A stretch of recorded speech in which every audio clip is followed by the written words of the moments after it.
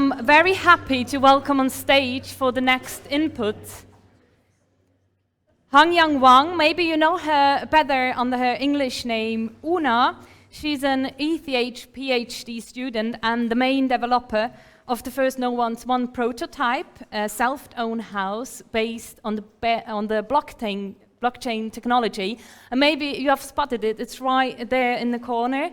You're going to have the chance to take a look inside of it after the next input and the next discussion round. And as well, I'm happy to welcome here on stage Jens Hunhewitz. He's also on the ETH PhD student, and he's the co-developer of No One's One.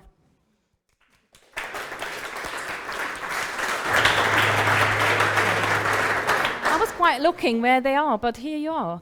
Here we go. Yeah. Hello everyone, my name is Hong Yang, and you can call me Una. I'm currently the project lead of No One's One at ETH. Yeah, and I'm Jens Hunhewitz. I used to be Una's supervisor. Now I'm her collaborator. I'm also working on No One's One. So I'll start off the presentation. Grüezi miteinander. Very happy that we have such a big audience, and I hope you find our idea interesting. It's one of our projects we are working on at ETH at the Chair of Innovative and Industrial Construction. So it's one of our more futuristic projects, but nevertheless it opens up a lot of very interesting questions, and I'm very much looking forward to the discussion afterwards. So why blockchain? We are from ETH, so I'll start this off with what is blockchain, a very technical description. No, I'm just joking. But I quickly want to introduce to you why we think blockchain is actually the right technology for our project. I mean, that's not always so obvious in all the projects out there. So in a very simple sense, blockchain is a database or an accounting system that saves transactions in a very interesting way, that gives us some properties that are fascinating and we can exploit for our project. So back in the days, you had accounting books, so people were writing down transactions in the accounting book so they know the final state of the whatever you want to know, maybe the balance of your business in the end. So blockchain clusters transactions and puts them in a block, and then there is the next block with the next transaction. It's appended to the first one, and this is a never-ending process that's running on a computer. And by sequentially saving this in this manner, you get a set of very interesting properties because these blocks are cryptographically connected. So if you slightly change only certain parameters for transactions in one block, it changes all the previous blocks, and you immediately notice the difference. So and the interesting part comes when you run this in a network of peer-to-peer nodes, where everyone has the same copy of the blockchain, you immediately spot if someone changed one version of the blockchain. So you can detect fraud. And then there is a lot of interesting mechanisms going on how you add new transactions, and I'm not going too much into detail there, but the essence, what you get is a system that shifts trust to the technical system in terms of transaction execution. So instead of having a counterparty trust you need to do, or trusting an intermediary, the technical system takes care of this trust. And in addition, you can add a layer of logic and automation to interact with these transactions, and often people talk about these unstoppable processes and incentives. So the magic word there is smart contract. That's the smart contract of No One's One over there, the house. So basically, it encodes the workflow, which interactions with the transactions of No One's One are allowed and which are possible. So we can design how these systems work, and you have a lot of freedom to do that. And the second thing you can do is, besides workflows, is tokens with smart contracts. There are a lot of NFTs. We heard about NFTs. So basically an NFT is also a smart contract that has certain properties. So you can give a token a certain property by coding. For example, you have a stable coin, every coin's the same, and it's pegged to the US dollar. That's the property of that token. Or you have an NFT, every token is unique, and is exchangeable. So you also program that properties of the tokens. So with all this background, what you can do with blockchain, there is something very interesting emerging that was not possible before, and that is that smart contracts as a special type of account that combine logic and funds at the same time enables cyber-physical integration of machines in our economy. So the blockchain, because there are no intermediaries or no counterparties, doesn't distinguish between a human and a machine. So machines can interact with you and transact with you. They can hold funds. And that's a very interesting new opportunity or at this possibility. And one idea how this can be used is Nature 2.0. There is an article from Trent McGonaghy who described this, where the idea is that as nature, you can give infrastructure the properties, certain interaction properties for the service they provide, and they just are as nature, and you can interact with them. So it's the cybernetic ideal of a DAO, an engineered society with humans at the edge. So I got very interested in this topic early on. The first art project I knew that was proposing this concept were the Plantoids of Primavera di Filippi. So basically you could feed them Bitcoin and they got richer. Besides that, there was not much more you can do with them, but it was nevertheless interesting that the Plantoids had an address. Then the second prototype that actually encountered was from the Decentrum. When I first interacted with them back in the days at Trust Square, I saw the satellite. It's over there. Basically, it's traveling the world. It's getting richer. People can pay it for traveling, right? You can talk more to the Decentrum if you want to know more about the satellite. And then I also got to know that they have an additional project called No One's One, a self-owning house, which was in a conceptual stage back then. And I got in contact with them. I thought that was a very interesting idea to give a house a self-ownership. And I launched a master thesis on that topic, and I found Una as a student working on that. And we got a long way until then, and Una will explain you more about the project now. So when I first saw the master thesis No One's One, my initial reaction was no. This is too crazy for me. I was an architect and I studied the integrated building system, very much focused on building energy analysis, envelope, and the system, how the system works of buildings. And when I saw No One's One, then I think about it twice. I couldn't resist that is such an interesting and provocative idea that I find it as could be a different path to what we have before in architecture also. Because in building, we have data privacy problems with smart buildings, and all the platforms blockchain might provide an alternative idea. So with my active expertise in architecture, I thought of building a first prototype, No One's One, and in full scale. That was very cold 2 months in Decentrum's basement that we built the first prototype. We wanted to use minimum viable prototype methodology. So to minimize the functionality and the operation, we define it as a meditation space and only allow for single user. Well, I'm also a long-term meditation practitioner, so that idea kind of popped in my head immediately. However, we also choose meditation as the functionality also to minimize the operation of it, because people literally just sit in it and without sweating, we don't need to deal with cleaning or anything. So we want to build a minimum viable prototype. And then, while also maximizing the future adaptability and self-sufficiency, so we had modular construction built on wood, and then put it on wheels, so it is mobile, that it can roll to the gallery, and the self-sustaining energy system with solar battery. But also, we currently build an alternative system that it can plug into the grid. And then we think further about the technical framework of this prototype. We defined 5 elements. They are the front end, basically the website that we built, and then the actors, the user actions, and then the No1's1 shell itself, how to build it, what are the IoT system inside, and what's the functionality of the shell of the envelope itself. And then there's the back end, which is basically the IoT system with a lot of sensors, actuators, and Raspberry Pi on the back end that could push status of the house onto the blockchain. And then, of course, the decentralized ledger technology, the blockchain that we connect to and store all the important data. And then we defined all the technology that we're using and also the languages and start building the prototype.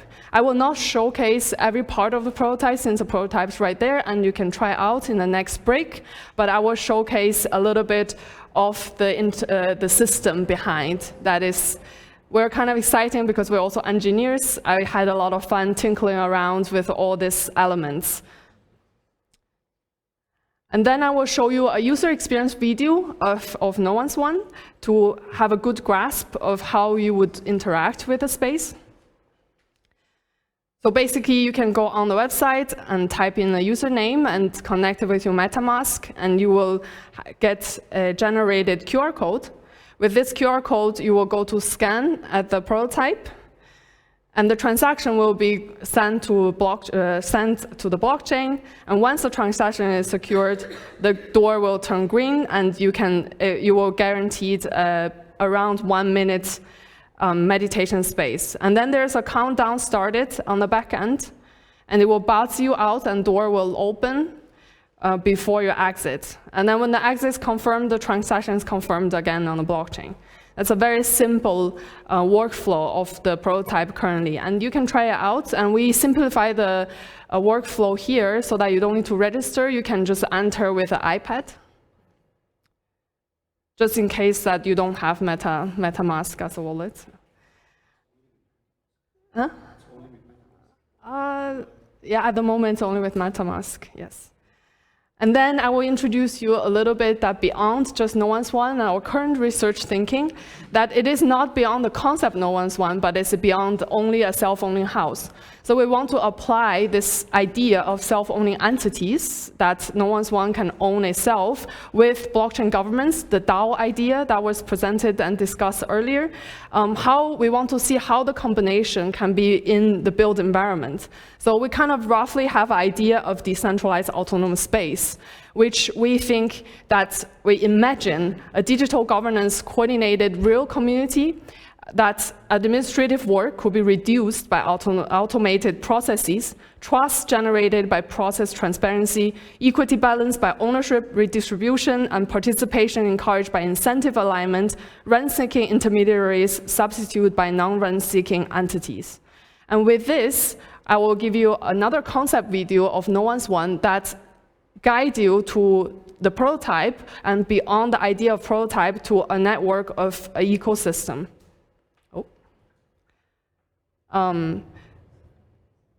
There's no sound to this. There actually is sound. Can I play the sound of the video?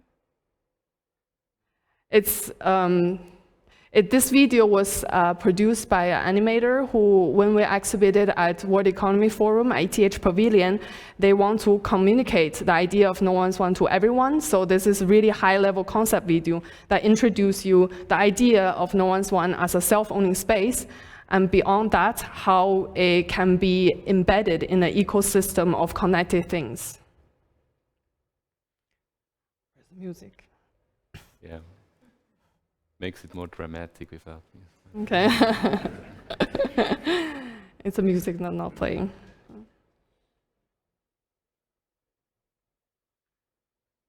So that's the future idea, that then the funds that the house earns can be spent for maintenance and operation of the house. Yeah. So it's self-sustaining. For now, it just gets richer. We are. It's our main research topic is to investigate how to spend money that is owned by a house, and that's not an easy task. But there are approaches that we are exploring. Yeah.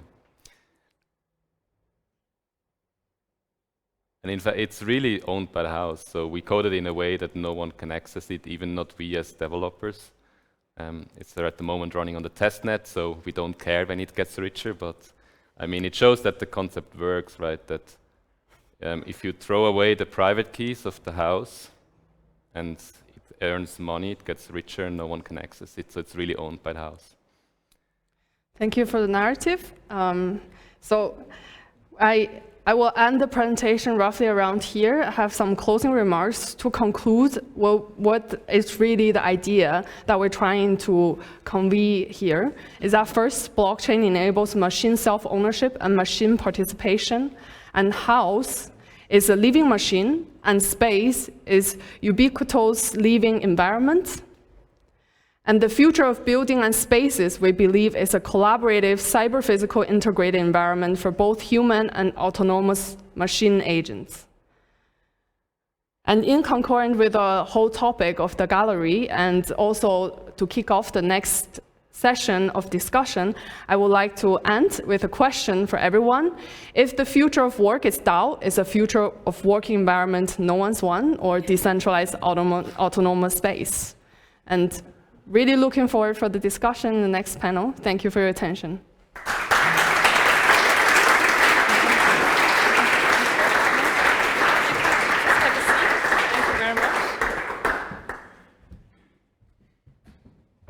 Thank you very much. Now, please, a warm welcome. Yes, come on over, that's all right. Oh, we need one more chair then. Oh, thank you very much. Okay, so we have here Lucas Amacher, Chief Curator at Dialectic. Dialectic is a crypto venture fund. Then we have here Dr. Marlene Wenger. She's from Elementum.art, curator, researcher in the field of exhibition presentation of post-digital art, artistic practices in physical and also virtual spaces.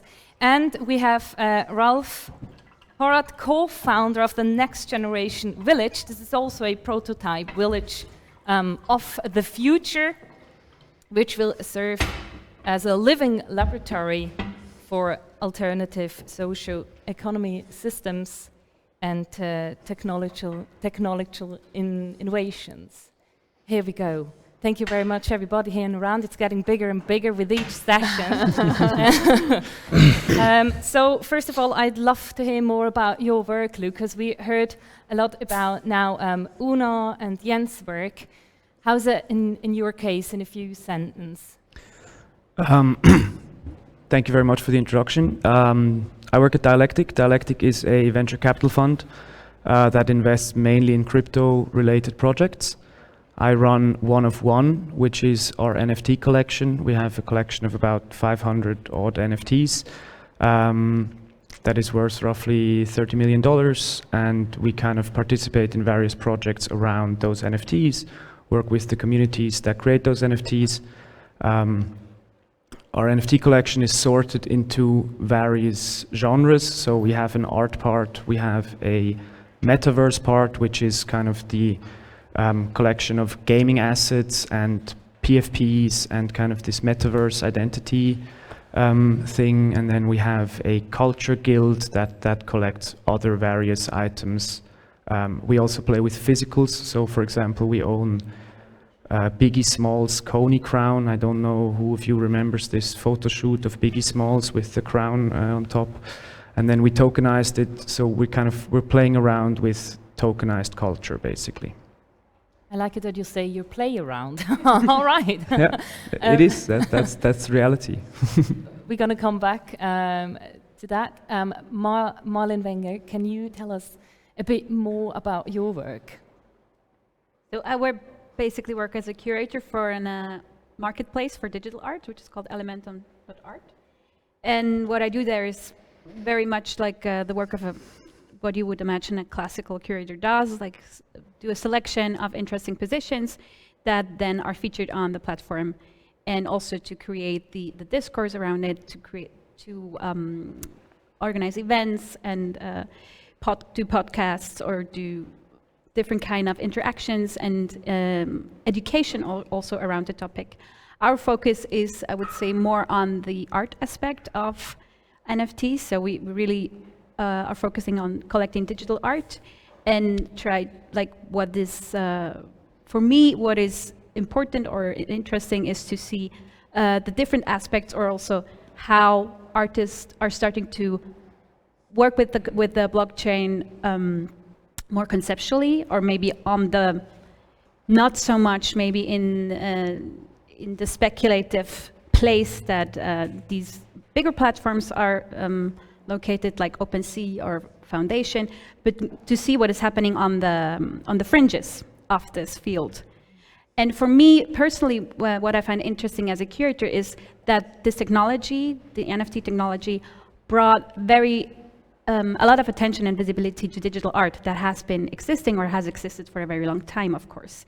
But with this technology, certainly we have this hype, suddenly we have this hype and a lot of attention on what is happening. And this is like a curse and a blessing at the same time, I think. But for me, what is interesting to see how this also creates more possibility to exhibit digital art. And not only to have it on would say like a 2D scroll of a website, but to see what other possibilities there are to exhibit this kind of art. Maybe we can talk about this later, since we are in this kind of spatial session of the panel. Rolf, when I saw kind of like pictures of the next generation village, it looked like a kind of like, how can I say? Utopia. In a game. Yes, like in here we go. What's exactly your vision? What exactly you're doing or want to do kind of like in the future? Yeah. Well, it actually started with a thought experiment. So if we could start all over again from scratch, how would we rebuild our society in the light of the great challenges we're facing and enabled by the technological tools we have and didn't have like 100 years ago?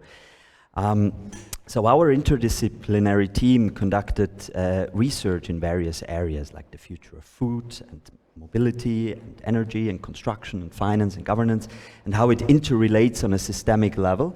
And then we broke it down into very specific modules and building blocks and assigned these to various partners in the Swiss ecosystem, because we believe everything is out there. We just need to create this regulatory sandbox where we can test it all together. And so where we are right now, we've talked to various cantons and also area developers in Switzerland, and what we realized, we were automatically in the role of consultants, because we have a great team, we have good concepts and research, but we don't have land, we don't have a capital, and we don't have a large community yet. So the logical step is going into the virtual world. So now we're simulating that village of tomorrow virtually and build up the community there so that you can become a virtual citizen, participate in various sub-DAOs like the Food DAO or the Art DAO, and then receive utility tokens. And that way, build a community, simulate the village, and then we can prototype it in the physical world. So I wasn't that wrong with the game, though. With the game? No. Yeah. Thank you very much. That gives more a glimpse of what you're doing. So the overall topic of this session is living spaces. And may I ask all of you, what will property and also ownership mean at all in the future? Maybe Una, you can, because of your house, I mean, it's a prototype, and for me, I was thinking about that in kind of like a bigger scenario. Yeah, I mean, I have a very philosophical answer, I guess, to this. I ask myself every day with the prototype and with No One's One, like, what is actually self-owning? What is ownership? And it turned out ownership is a fake concept that we made up. It's actually a collective rights that we think about, and that the ownership is. It's actually not a one concept. And it's very much true in legal sense too, that in law, it's also the concept of bundle of rights that the rights that attach, for example, my glass. It's not my glass, I rent it now, I can drink from it. There's a certain right I have. I exert certain ownership to this glass in front of me, and we exert certain ownership to everything that we think belongs to us and legalize in the system. That's basically, and then to have the opportunity to defend ourselves by issuing lawsuits. That's kind of the system of ownership that we know so far. And I do believe in the future of a more decentralized future and more objective future of ownership, because I think in the past we have been thinking about ownership quite subjectively, like we own things like property. I wonder if ownership is a sense of security for us. It's that we just want a stability in our life, or is it really that we need that paper to prove that we own it? That's my short philosophical answer to that, I guess. Everybody was nodding, especially you, Marlene. I mean, within arts, it's quite subjective. Art you collect, the more art you have, the more kind of like wealthy you are. How can you relate to what Una just said? I mean, what NFTs brought to the art world is definitely that you can originalize a digital asset or a digital file, which was before like really hard or almost impossible to do, and which then again makes it easier for artists to sell their work, obviously, because you can start dealing and like have like exchange this value that you now have in your digital asset.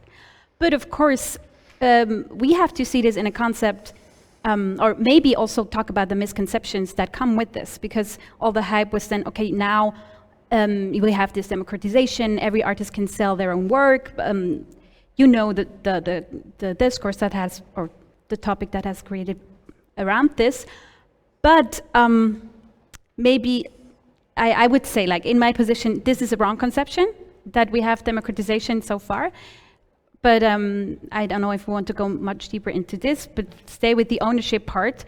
But then we have to see that, of course, this is like, maybe also the reason why this is so hyped is because the internet was a place where ownership was not so easy to be dealt, and the philosophy was actually very different. And if you start to go back really in the 90s and how the first web spaces were created, was really like, here everything is free and free floating, and the liquidity of everything and the reproducibility of everything was an essential part, an essential characteristic of the internet space.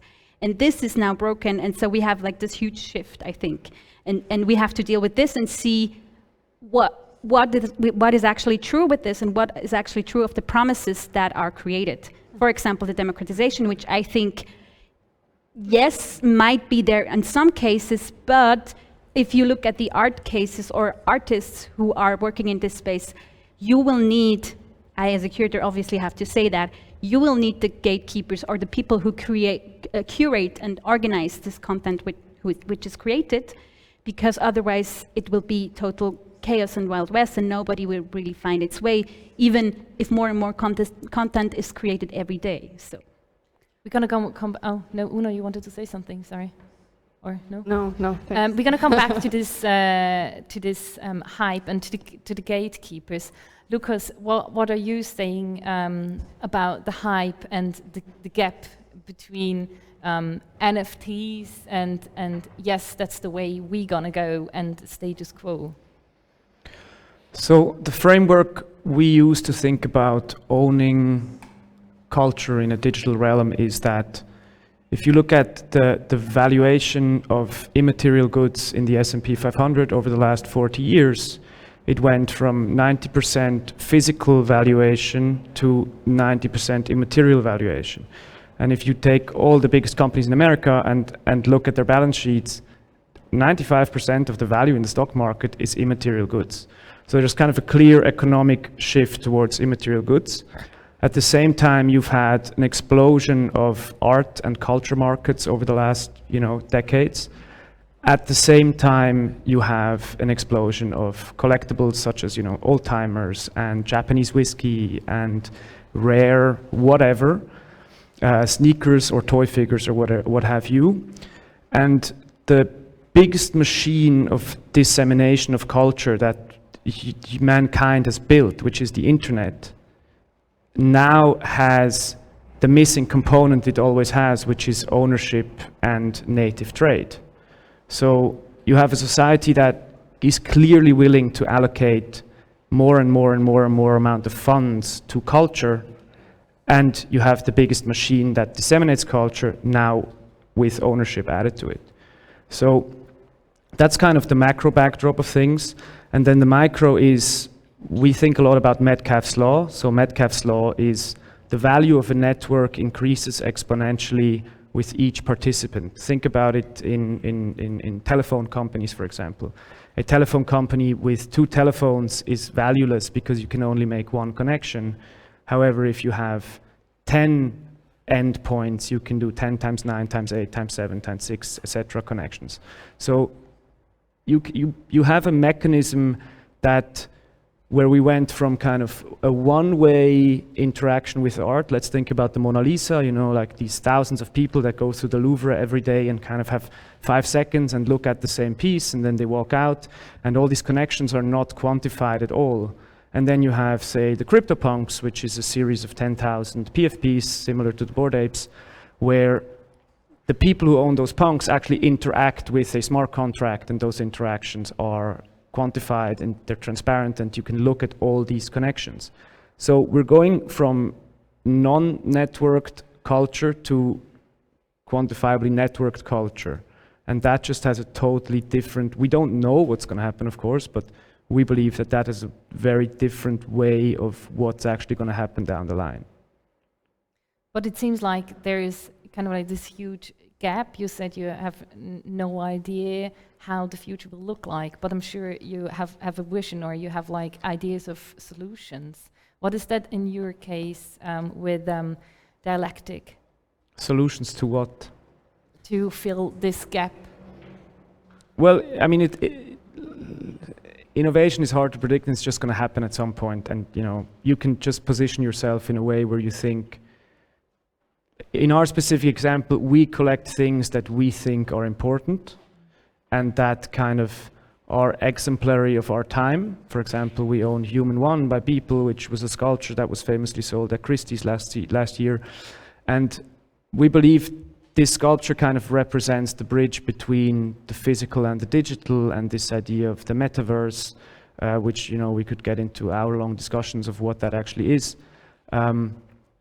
But we try to find cultural assets that we think speak of the relationship of today to tomorrow rather than the relationship of today to yesterday. And if you ignore networked culture or the digital realm today, it just means you're actually thinking about yesterday. And the key moment I realized this was when I went to see my godson. He's 10. And I said, oh, I'm going to start to work at an NFT fund. And he's like, oh, cool, show me your NFTs. And so I went through the collection, and he knew like 70% of the NFTs we have in the fund. He's 10 years old. Like, for him, it's an absolute no-brainer to own a CryptoPunk, because he sees his best friend more in Roblox than he sees his best friend in real life. So hanging a painting in his Roblox house is absolutely native to him. And that was the moment it clicked for me, where I realized, like, the kind of mind acrobatics we have to do to understand the concept of digital ownership, of owning a digital asset, is not going to be the same in the next generation, because for the next generation it's just going to be, sure, of course, why wouldn't I own a digital asset? Next generation, talking about the next generation village, the whole village. How is that going to be kind of like in your case when it comes to living spaces, when you tell somebody else about your vision? I mean, now we heard this 10-year-old boy, I think, your godson. I think in the future that's going to be easy for you, but right now it's quite hard to understand what kind of like what you want. So when it comes to living spaces, how can people collaborate in what kind of levels? Do they have to be experts, or can I, if I would have an idea, can I be also collaborator? So actually the idea is that each topic is represented by a virtual area. So you have the future of food area, and so you can kind of contribute in the area where you have most expertise. And the level of expertise can also be kind of represented by an expert badge you hold.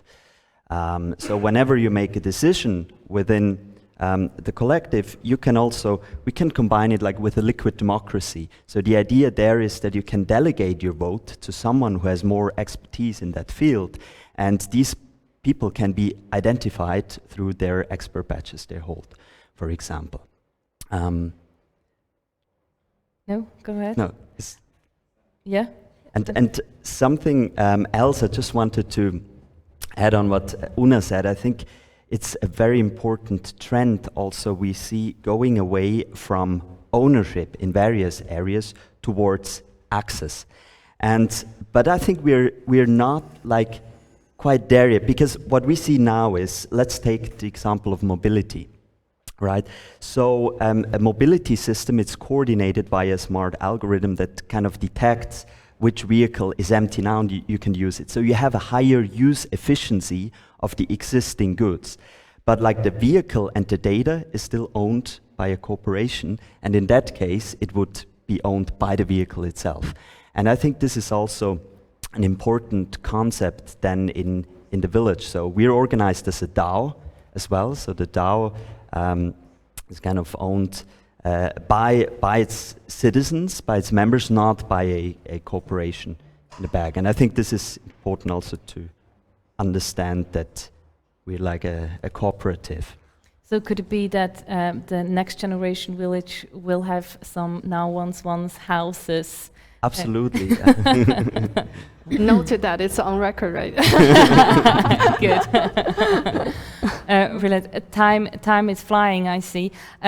So we heard about what ownership can be attached in the future. So not anymore to kind of like a space or things. But what are specifically with No One's Wants the kind of like the problems you have or you see? I mean, specifically with the money, it's not real money. You've been trying it out, kind of. Yeah. Why not yet? Well, Right. I mean, with No One's One, I almost only see problems. I mean, I mean, our position is to be provocative and ask questions that you're not comfortable with, so that we can start thinking about this in the scenarios in the future. And then, I mean, we are researchers, right? So we don't try to make money out of No One's One, but we really try to ask the interesting questions that emerge with this new technology, because we start to see puzzle pieces of what's possible. I think it's way more obvious in the digital space with our, like, as soon as you have like a commodity like money, it's way easier to represent that on a decentralized ledger technology, right? Then it gets a bit more complicated with NFTs. They're easy to code, but how do you connect them to the physical goods, right? There are already a bit more questions around how this exactly works out, and there's a lot of experimentation going on.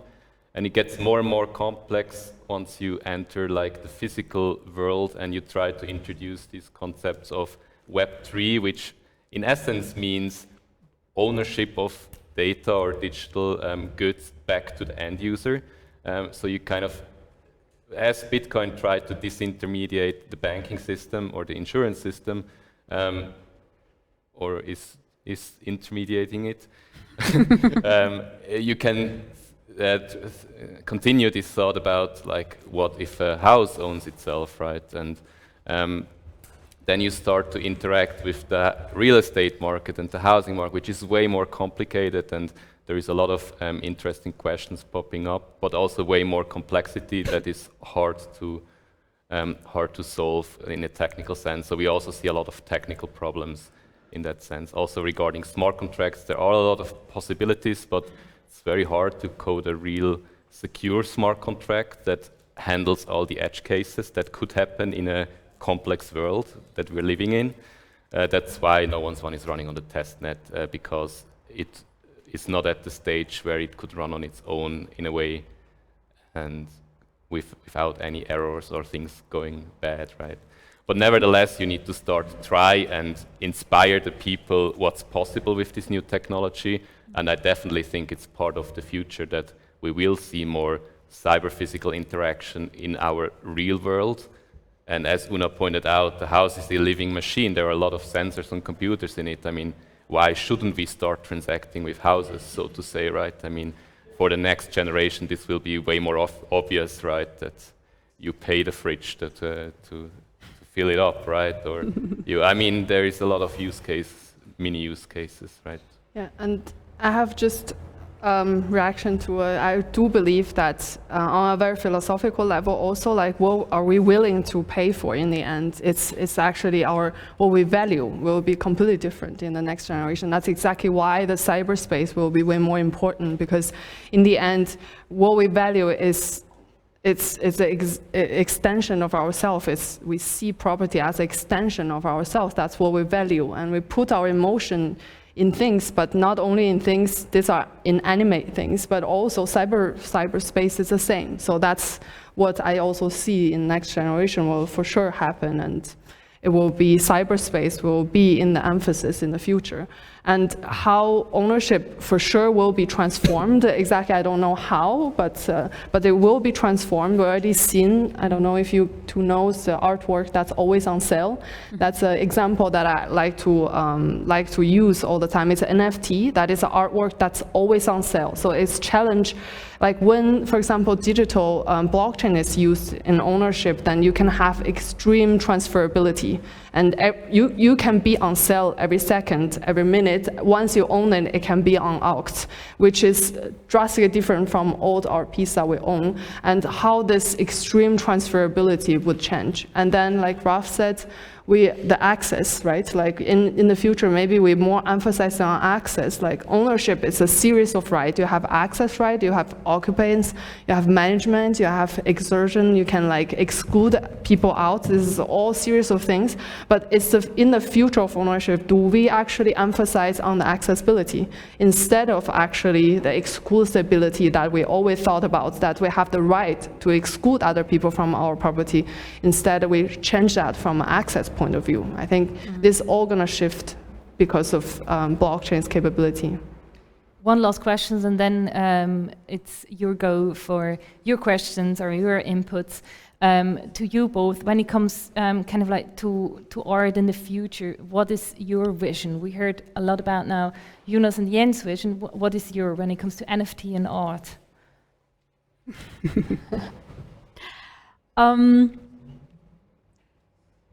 I would like to see, or what I'm excited to see, is really to the spaces that are going to be explored virtually and also physically, to experience digital art and what is possible in the metaverse, for example, and not only in a metaverse that rebuilds physical worlds like we see in Decentraland or we see in other places, but metaverses or just virtual spaces that don't rely on physical laws or anything, are just completely new and completely new environments, and also completely new experiences of how we can interact with these artworks, for example. And to go back to what we have been discussing this before, maybe one buzzword that we can throw into this is like fractionalized ownership. Okay. So which expands this kind of notion of ownership, not only devised to one person, but several people, and that you can actually that this technology really enables to think creatively of what we have been thinking collecting means, and that we can really think about okay, so I cannot afford to buy this artwork, but maybe I can be part of this DAO, and then this DAO can afford to own this artwork, and then I can still be able to participate in something bigger as I could myself. And one thing that I wish to happen for also institutions, and maybe also more classical institutions in the art world, that this technology brings a lot of interesting use cases and potentials for them to enter the space. Not maybe on the speculative level, because I mean, a museum collection will not sell their works as an NFT, but to think of accessibility, especially to parts of the collections which are never visible, artworks that are in depots around the world, media artworks that are on some kind of servers, nobody sees them. It could be interesting to think about how we can make this knowledge or information or artworks accessible to a lot of people through this technology, for example. And then we're going to come back to what you said at the beginning with the gatekeepers. Yeah. The time is running, I'm so sorry, but after everybody said something, I have like 50 other questions in my mind. But now the stage is yours. What kind of questions do you have? What kind of expertise, inputs? Yeah, here we go. Perfect. Hi everyone. Thanks. I'm loving really I'll stand up so you see me. I'm really loving the discussion. I love, Ralph, how you said, well, let's start from scratch. Let's think this over from the beginning. I love that blue sky thinking. I have a question. And please take it conceptually, because it's very terre à terre. The question is, what would be the fiscal status of a self-owned house? And what would be fiscal tax status of a self-owned house? And what would be the civil liability, civil responsibility status of a self-owned house, village, you name it? That's exactly the question we're asking the legal experts. Like, what would be the liability of a self-owned house? And that's a bigger question also what we have with autonomous vehicles. Like, who take the responsibilities once something happens?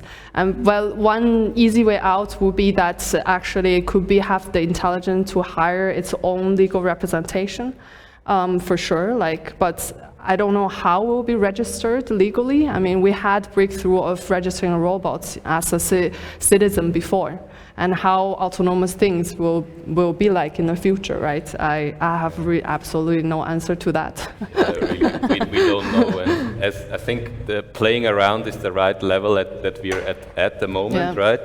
And it seems a bit to us that the legal experts are always kind of ruin the game in a way, right? They're always telling us this is not possible, right? But then my answer is, well, it's technically possible. It's a decentralized system, so once you create, it's there. So deal with it, right? And that's so we see what they come up with, right? But we don't know the answer, right? I mean, these are very important questions to answer before they can go full scale. But it's important to show them that it's possible and that it works in a way, right? Otherwise, they don't move. They just say, no, it's not possible within our legal system, and then that's it, right? And they just ignore that you can still create it, right? But it's very important to incorporate in the legal system, very important. That's why I also do research on the legal, so that I can have a good argument with them. One of the legal experts I talked to, he said he's the slayer of dreams. And, and basically we're dreaming, and he's slaying us. And but I do think, like Ian said, technically it's possible, and we have to deal with it in the future. And let's answer that collectively, right? So there's a nice anecdote from the NFT collectors world that deals with similar questions at the moment. The NFT you see over there, it's a Bored Ape. It's a series of 10,000 pictures of apes, and it got very famous because they got very expensive. And there's an artist called Ryder Ripps who used to be the creative director for Kanye West, and he has some beef with the Bored Ape Yacht Club. And what he did was he created the Ryder Ripps Bored Ape Yacht Club token, which were a series of 10,000 tokens that had links embedded to the original ape pictures. So the apes were stored on Interplanetary File System, which is a decentralized storage facility, and those links are actually public. And now he minted tokens that pointed to the links of the original Bored Apes and sold those tokens. And everybody went completely nuts, because it's like, no, you're stealing our work. But he's not really stealing your work, he's just pointing to a link on IPFS. And that's what I meant earlier with we don't really know where we're going, we're just going somewhere. How do you deal with copyrights in a transparent system where you could actually sell a link to something. Who knows? We will find out. But that's why it's playing around. Yeah, I think the real challenge people are having issues at the moment is that when everything is transparent regarding data, how do you make money? I mean, that's the question I always hear, right? And it's kind of conflicting with the system we have nowadays, right? Money, data is valuable, and suddenly you have a complete transparent system, and it's something else becomes valuable, right? Even though everyone can access these pictures, having the ownership of it is actually something that is valuable, right? The same thing, I think there will be new business models. Even though all the data is transparent, you will still be able to make money, but there is a rethinking needed about this, and we are not that far yet. We're just people just starting to realize that things are about to change, right? And they need to wrap their head around that. Wait until his godson is older, then all the problems are solved. So, final questions over there from Martin. Yes. Oh, sorry. What was that? Oh, sorry. Yeah. I'm sorry, Martin. You're going to be next. Hi. Okay. Hi. Well, thank you so much for your presentation. It's really interesting to see No One's One, which is the first DAO that I know of that has an actual physical object in the world. And so I'm doing research on exactly this. What is a DAO and how should we legally qualify it? And I think you came with the right question. And so what I wanted to ask for you is, how should we treat DAOs? You think we should make them out of the out of our legal space? Should we create a new legal order that would qualify DAOs, and they would have their own legal representation, or should we try to actually link them to Switzerland? What would you want to do with that project? What is the most logical thing for you?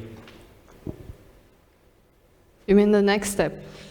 No. So what I mean is, if we just make a thing, make thoughts about it. So would you wish, No One's One to be out of the Swiss legal order, so to be something else than a Swiss company? Or should we try to bring it to Switzerland and try to qualify it? Try to say, well, that DAO qualifies as, I don't know, an association or a partnership.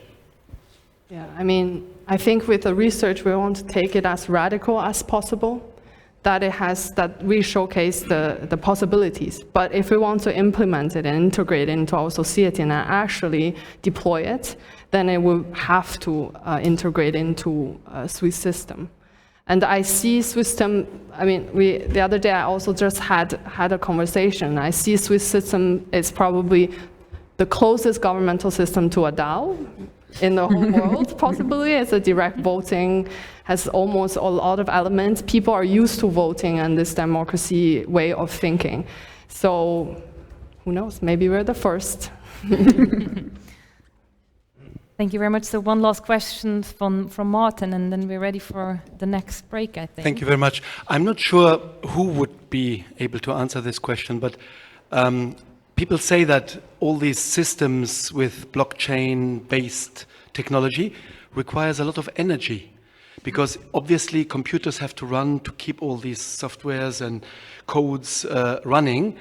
And if now we imagined a dreamt world where everything would be based on that, how much energy would we need? Is that sustainable? What is your thought about that? Who's catching the knife? Yeah, I think you have a quite interesting solution.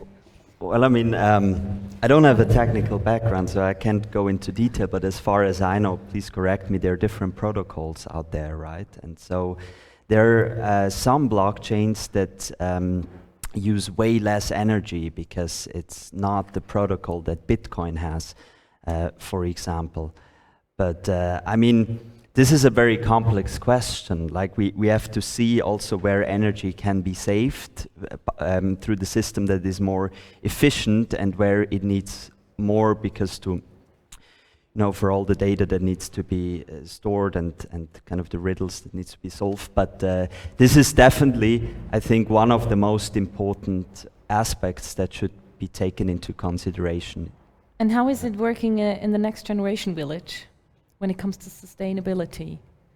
Well, so there are different ideas, or it should work as a circular economy. But one interesting aspect is, so we want to create an environmental token. So the idea there is that we can internalize externalities via the price system. So the basis is kind of a digital twin of the natural ecosystem, where indirectly nature determines how many tokens are into circulation. And then every citizen gets a monthly budget and can allocate these tokens to different goods. And when a good has a higher environmental footprint, you need to pay more of these tokens. So this is one idea we have, how to kind of internalize these negative effects on the environment in the Which economic blockchain system. are you on? Or which chain are you on? Which chain? So this system, we haven't decided yet on which chain it will be on. Yeah. So we have to find an end right here. It doesn't mean that we can discuss it further because it's time for an inspirational break. But first of all, a big round of applause for all of you here. Thank you very much.